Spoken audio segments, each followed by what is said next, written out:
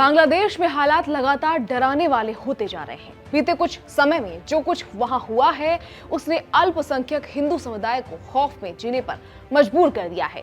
ये सिलसिला तब और साफ नजर आने लगा जब पहले उस्मान हादी की मौत की खबर सामने आई और उसके कुछ ही समय बाद हिंदू युवक दीपू दास की हत्या कर दी गई और उसके बाद एक और युवक अमृत मंडल को भीड़ ने मार डाला।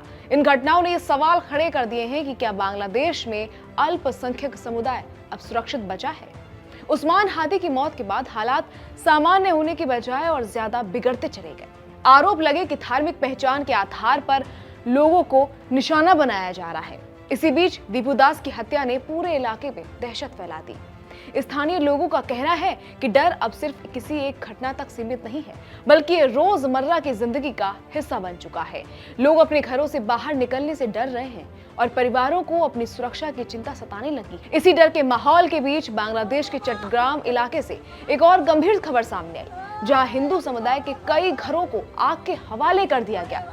ये हमले रात के वक्त किए गए जब परिवार अपने घरों में सो रहे थे। आरोप है कि हमलावरों ने पहले घरों के दरवाजे बाहर से बंद कर दिए और फिर उनमें आग लगा दी।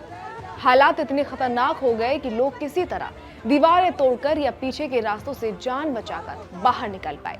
हालांकि इस घटना में किसी की जान जाने की खबर नहीं है, लेकिन घर, सामान और सालों की मेहनत पल भर में राख हो गई। पीड़ित परिवारों का कहना है कि ये सिर्फ आग जली नहीं थी, बल्कि उन्हें जिंदा जलाने की कोशिश की गई। घटना के बाद पूरे इलाके में डर और गुस्से का माहौल है। हिंदू समुदाय के लोग खुद को असुरक्षित महसूस कर रहे हैं और उनका कहना है कि वो अब हर वक्त खतरे में जी रहे हैं। बच्चों, बुजुर्गों और महिलाओं में खास तौर पर डर साफ देखा जा सकता है। स्थानीय प्रशासन का कहना है कि मामले की जांच की जा रही है और कुछ संदिग्धों से पूछताछ भी हुई है। पुलिस ने दावा किया है कि आग लगने की घटनाएं सामान्य हादसा नहीं थी, बल्कि जानबूझकर की गई साजिश का हिस्सा हो सकती हैं।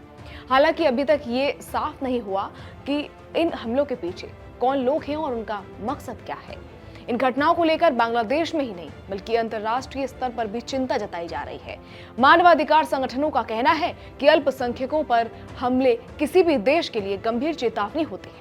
उनका यह भी कहना है कि अगर वक्त रहते सख्त कदम नहीं उठाए गए तो हालात और बिगड़ सकते हैं। हिंदू समुदाय के लोगों का कहना है कि वो अब अपने ही देश में खुद को पराया महसूस कर रहे हैं। कई परिवारों ने अपने रिश्तेदारों के घरों में शरण ली है, तो कुछ लोग इलाका छोड़ने पर भी मजबूर हो रहे हैं। उनके मुताबिक डर सिर्फ जान का नहीं है, बल्कि इस बात का भी है कि कहीं उनकी पहचान ही उनके खिलाफ न बन जाए। सरकार की ओर से भरोसा दिलाया गया है कि दोषियों को बख्शा नहीं जाएगा और अल्पसंख्यकों की सुरक्षा सुनिश्चित की जाएगी, लेकिन जमीनी हकीकत जो है वो ये है कि डर अभी भी बना हुआ है और लोगों का भरोसा पूरी तरह लौट नहीं पा रहा है।